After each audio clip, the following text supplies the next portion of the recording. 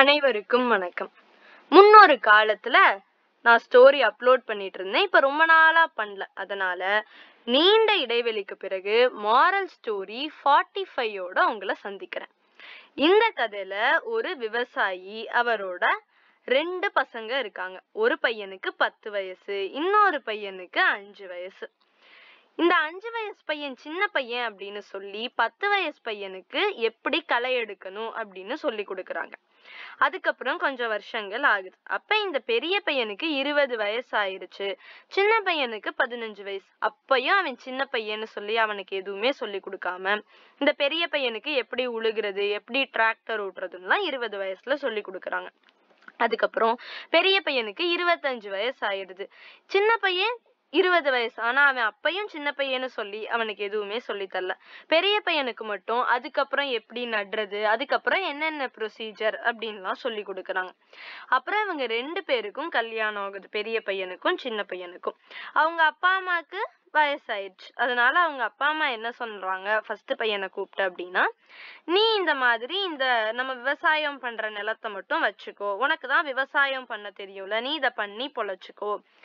அப்புறம் 2வது பையன்ட்ட என்ன சொல்றாங்கன்னா, அவனுக்கு விவசாயம் பண்ண தெரியாது. அதனால இவங்கள்ட்ட இருந்த ஒரு காலி நிலம், இவங்க வாழ்ற வீடு, கொஞ்சம் சேர்த்து வச்ச பணம், இது எல்லாத்தையும் சின்ன பையன்ட்ட கொடுத்து இதை வச்சு நீ சமாளிச்சுக்கோ அப்படின்னு சொல்லிடுறாங்க. பெரிய பையனும் இதுக்கு சரின்னு சொல்லிடுறான்.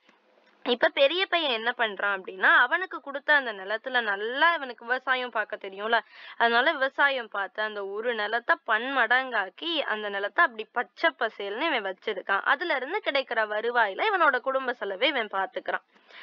ஆனா இந்த சின்ன பையன் என்ன பண்ணிடுறான்னா, முதல்ல அந்த பணத்தை வச்சு சாப்பிடுறான், அப்புறம் அந்த நிலத்தை வித்து சாப்பிடுறான், அப்புறம் இருந்த வீடையும் அவன் வித்து சாப்பிடுறான், அப்புறம் கடன்லாம் வாங்குறான். அவன் ரொம்ப கஷ்டப்படுறான். அந்த கஷ்டமான நிலையிலையும் பெரிய பையன் தான் இந்த சின்ன பையனுக்கு உதவுறான். இந்த சின்ன பையன் இவ்வளவு கஷ்டப்படுறதுக்கான காரணம் என்ன அப்படின்னா, அவங்க அப்பா அம்மா அவங்க கிட்ட இருந்த வீடு, நிலம், பணம் எல்லாமே சின்ன பையனுக்கு தான் கொடுத்தாங்க. ஆனா எப்படி உழைக்கணும் அப்படிங்கிற விஷயத்த மட்டும் அவங்க கத்து கொடுக்கவே இல்லை. இதுல இருந்து நம்ம தெரிஞ்சுக்க வேண்டிய மாரல் என்ன அப்படின்னா, நம்ம குழந்தைங்களுக்கு சொத்தோ செல்வமோ வீடோ சேர்த்து வைக்கிறத காட்டிலும் அவங்களுக்கு எப்படி உழைக்கணும்னு சொல்லி கொடுக்கறது ரொம்ப முக்கியம். ஏன்னா விவசாயம் பண்ண தெரிஞ்சான்னு ரொம்ப நல்லா இருக்கான், உழைக்க தெரியாத அந்த தம்பி கஷ்டப்படுறான். எப்பவுமே பொதுவா எல்லா வீட்லயுமே சின்ன பிள்ளைங்கன்னு சொல்லி 2வது பிள்ளைங்களுக்கு எந்த விஷயமுமே கத்து கொடுக்க மாட்டாங்க. மூத்த பிள்ளைக்கு தான் எல்லாமே கத்து கொடுப்பாங்க. அந்த மாதிரி இல்லாம 2 பிள்ளைங்களுக்குமே நம்ம கத்து கொடுக்க வேண்டிய விஷயம் என்ன அப்படின்னா, உழைப்பு உயர்வினை தரும். அதை விட முக்கியமா அந்த உயர்வை தரக்கூடிய உழைப்பை தான் நாம கத்து கொடுக்கணும். இந்த கதையில இருக்க சிறப்பம்சம் என்ன அப்படின்னா, இந்த கதை எங்க அக்கா ஆனாடானா லட்சுமி யோசிச்சது. கதையாக்கம் ஆனாடானா லட்சுமி. நன்றி, வணக்கம்.